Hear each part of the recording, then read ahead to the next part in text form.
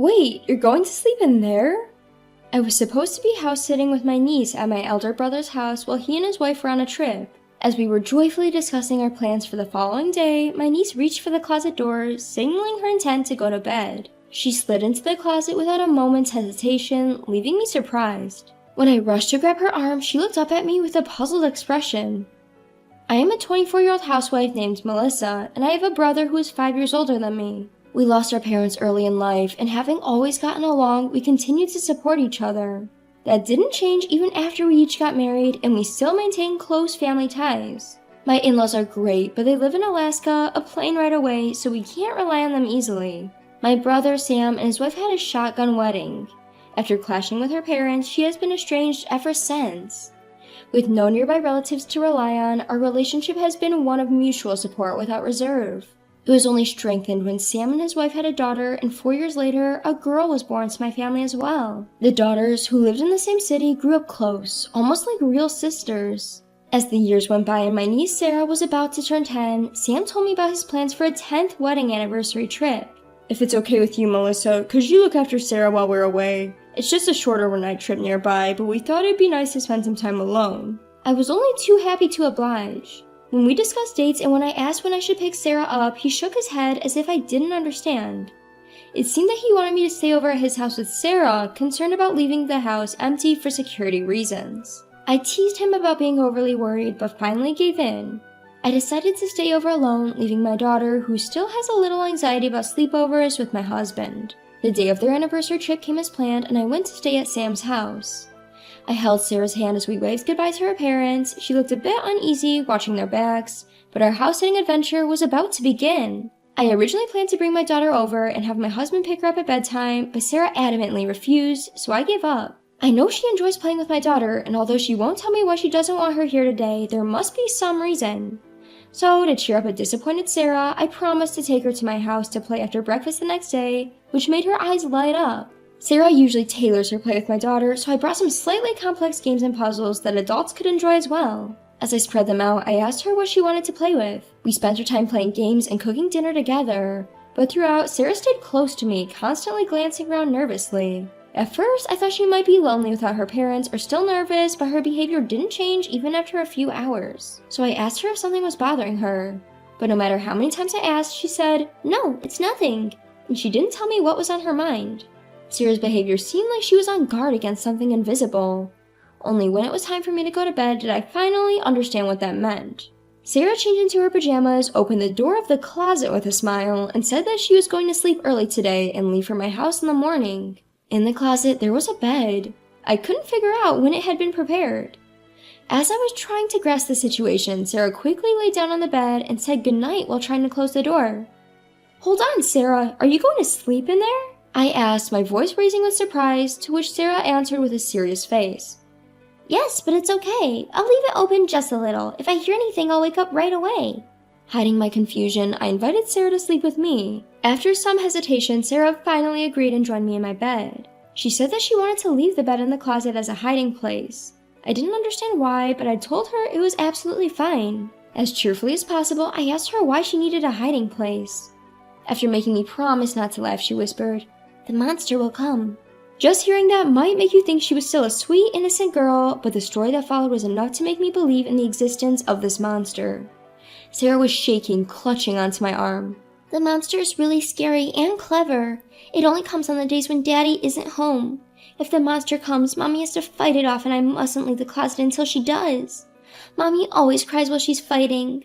I once tried to help her, but I got so scared when the monster started banging on the closet door." I hugged the trembling Sarah and sighed deeply in my heart. Probably this monster does exist, and it's not some trick to get a child to bed. Discovering my brother's wife's affair in such an unexpected way made me feel lost. If this monster was my sister-in-law's lover, it wouldn't come to this house while she wasn't around. However, Sarah believes that the monster comes on the days when Daddy isn't home.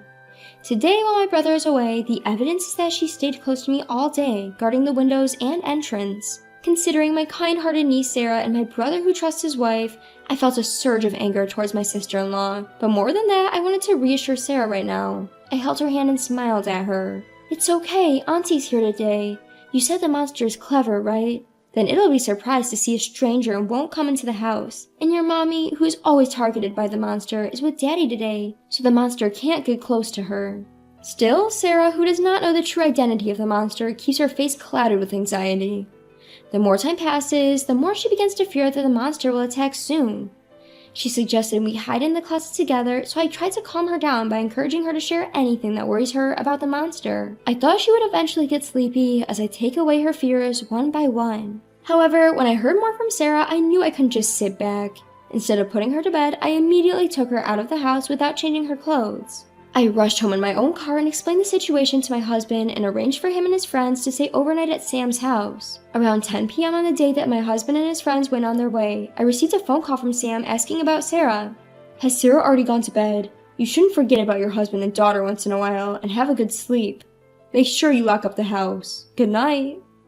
After asking about Sarah, he told me to lock the door before I go to bed. He strongly warned me not to leave the house, and it took all my strength not to let my voice tremble. After ending the call, I looked at Sarah, who was sleeping peacefully with my daughter, and vowed to drive out the monster. The next morning, my husband returned from my brother's house. I trembled with fear and anger at the sight of my husband telling me about the events of the previous night.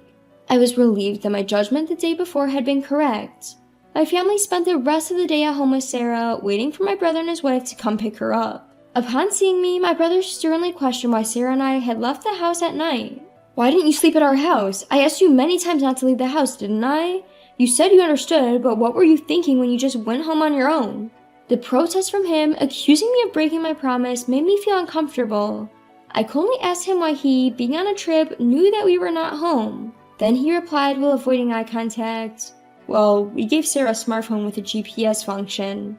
If that was true, he wouldn't have insisted so much on not leaving the house during the phone call the night before. If he had checked the GPS, he would have easily known that we were not at his house. Suppressing my urge to confront Sam immediately, I continued the conversation quietly so as not to be heard by the kids in the other room. By the way, 2 unknown men came to your house late last night. Who are they? Why would they come to a house that's supposed to be occupied only by Sarah and me in the middle of the night? Suspicious individuals? I'm glad you're safe. His voice was trembling, but it was not from the fear of the suspicious individuals or the relief that his daughter was safe. He seemed to be choosing his words carefully, and his gaze was darting around. Hey, about those guys. I pressed my brother, who was not giving clear answers about who those men might be, but my voice was cut off by my brother's wife, Kate. Whether she was worried about us talking any further, she began calling Sarah forcefully and said they were going home. When Sarah, who had been playing in another room, heard her mother's voice, she came out. Kate pulled her hand away with obvious strength. Then Sam suddenly changed his attitude and said, "I don't forgive you for what happened, but I'm leaving today," and began to push Sarah back to leave the room. My brother and his wife tried to force Sarah to leave with them. When I tried to talk them out of leaving, they ignored me and did not even look back. Seeing Sarah reaching out to me in resistance to her parents, I hastily pulled her towards me. "Hey, what are you doing?" Caught off guard, Kate let go of Sarah's hand and cried out, but I shielded Sarah behind me, putting some distance between us and the couple.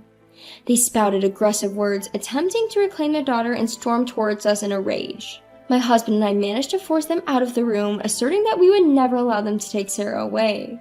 A police officer who had been waiting at the entrance instantly detained the couple. The police officers were trying to call my brother and his wife, who were totally confused by the unexpected situation. Sam insisted to the officer that we should be the ones apprehended, claiming, "They won't get back my daughter. My sister and her husband took her from our home and are keeping her here. Please rescue her quickly. This isn't the time to hold me down. I won't run or hide, so let me go." Our daughter, who had noticed the commotion and came out, hid behind me and spoke with Sarah in a baffled manner, discussing that she was not looked up at all. Not sure whether Sam heard their conversation, but he sternly told Sarah to come with him. But she was too frightened by her father's intense anger to leave my side. Kate simply stood quietly next to the officer, glancing at my brother as if she had something to say to him and Sarah, but didn't. When my brother, who was causing a scene at the entrance, was completely restrained by the officer, my husband held up his smartphone in front of my brother's eyes. Noticing this, I told Sarah and our daughter to wait again in the previous room and close the door to keep the sound from leaking. Once my husband confirmed this, he silently started playing a video he had filmed at my brother's house the night before. Upon seeing it, the couple's faces instantly turned pale. The video began with the house key slowly turning and 2 men, apparently using a duplicate key, quietly entering the room. The men, in a good mood from their appearance, greeted my husband and his friends, mentioning my brother's name. "You guys are guests too, huh?" they said. One of them joked, "Hey, how much did you pay? He said I could get a 30% discount because the woman is his own sister, haha." They looked at my husband and his friends with a smirk on their faces. When my husband's friend gave a vague response, avoiding a direct answer, one of them boasted about the specific amount of money. He said that they were good friends with my brother and his wife and that they were able to get a discount from them. They continued, "We're lucky we get to play with the kid today too." And the man's profile as he laughed was hideously villainous, to the point where calling him a monster would be an insult to a monster. I couldn't see the screen from where I was, but the audio alone was enough to give me goosebumps.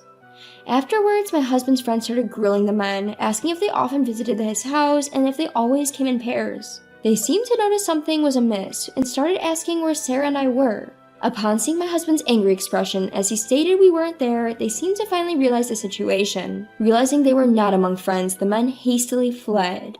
It was unclear whether they hadn't noticed my husband's recording until the end or if they had intentionally not disclosed it. It seems like my brother, who is supposed to be a close friend of them, has never heard of the video before. He is trembling. He desperately insisted he knew nothing and was being framed. Until I watched the video, I thought my brother was innocent and that my sister-in-law had planned everything. But there's clear evidence in the video that my brother Sam handed over to me and little Sarah. No one was convinced by him pretending to know nothing, and he was taken away by the police. Kate was pretending to have no involvement, but the officers who had previously heard from Sarah had many questions for her, so they requested her to come along, and thus Sam and Kate were both taken into custody. Later, during the police investigation, Sam and Kate confessed everything and were arrested on the spot. Apparently, Kate used to invite men over to her house on the nights when Sam was working and received money. Once she realized there was a particular demand for children, she took advantage of Sarah, making sure not to violate the law. To help her mother, who was being bullied by some nasty people, innocent Sarah did as she was told and posed for photos. These were mere pictures of a child with no suggestive connotations whatsoever. Kate would take these innocent photos with a disposable camera, have them developed, and then show them to her clients, instigating a kind of bidding war. Moreover, she would only lend out the photos, never selling them. As much as I despised her for this, if that was all there was to it, it should have ended as a matter of no concern to my husband and me. When Sam noticed Kate's business, he didn't scold her or try to protect their daughter. Instead, he started to gather men who would become their clients. He figured that if he increased the number of employees, the revenue would also increase. With this simple logic, he decided to involve me in his business. Of course I would never agree to this if he simply asked. So he came up with a plan to force me to work and used photos from the scene as a continued threat. Thus, they carefully picked a day when the neighbors were not around and locked me and Sarah in their house. Then they exchanged their house key for a large sum of money and left on a vacation to prove they had nothing to do with what was happening. What Sam and Kate didn't foresee was Sarah, who used to obey Kate's every word, revealed the situation to protect me. Sarah didn't understand most of the conversations happening at home, but she knew that the nasty people were targeting us. She confided in me, and that's when the hellish situation in Sam's house was exposed. That night, after learning about Sarah's situation, I asked my husband to capture the nasty people's activities on camera. Their unguarded information spill helped the police to act immediately after I reported them. At the same time, I made a report to the Child Welfare Services to ensure Sarah's safety. We informed the police about Sam and Kate coming to our house and had them arrested, finally protecting Sarah from the two of them. My brother and sister-in-law, who were arrested on severe charges such as violations of child welfare laws and the laws to prevent prostitution, did not escape imprisonment despite being first-time offenders. The pictures of the child that had been taken and stored over several years were deemed particularly egregious. Once an image is leaked on the internet, it can never be removed completely. I was chilled to the bone when the police told us this, but luckily, because Kate hadn't digitized the photos of Sarah or sold them and had kept them securely stored, we were able to prevent any leaks. I don't understand how my once kind and reliable brother Sam could turn into such a horrific person. We had been helping each other out normally up until then, and it scares me that we had no idea he had become so twisted. Anyway, I hope they will face the reality of what they had done. After the arrest of Sam and Kate, the monsters who were likewise questioned by the police later seemed to argue that they were innocent since it was just an attempted crime. However, the fact that someone's child's photograph was found in their house and that they seemed to be involved in some kind of other crimes confessed by Sam and Kate during the investigation led to their arrest on multiple charges as well. After dealing with the monsters and their associates lurking around us, we then inquired at the Child Protective Services about what would happen with Sarah. With both her parents arrested and no one to care for her, it was decided that Sarah would be taken away from her parents, who were absolutely unfit as guardians. That was a relief, but Sam and I don't have parents, and my sister-in-law's family has cut all ties. We learned that if we can't find someone who's willing to take her in after reaching out to the family of my sister-in-law, she would have to go to a foster care facility. After consulting with my husband, we decided to adopt Sarah. She was, after all, a person I owed a lot to, and I didn't want to part ways with Sarah, whom I adore as if she were my own daughter. Luckily, my husband agreed, and we took this opportunity to move to the countryside where my in-laws live. My daughter was excited to spend more weekends with her beloved grandparents and was overjoyed that her wish for an older sister came true with the arrival of Sarah, whom she adores. Finally freed from her parents, Sarah, with her remarkable adaptability as a child, is already getting used to her new environment as an older sister and is starting to live a peaceful and happy life.